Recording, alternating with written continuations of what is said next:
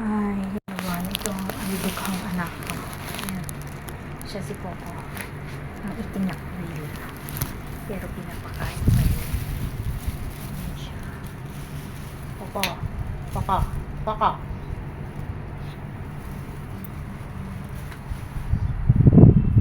Coco, come.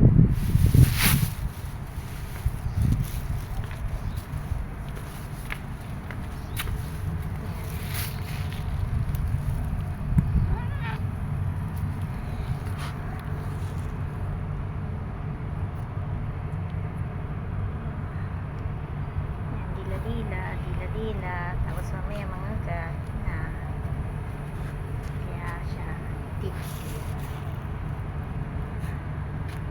Kinagat na niya si nanay, si tatay, si Sahang, si Bibi, ako.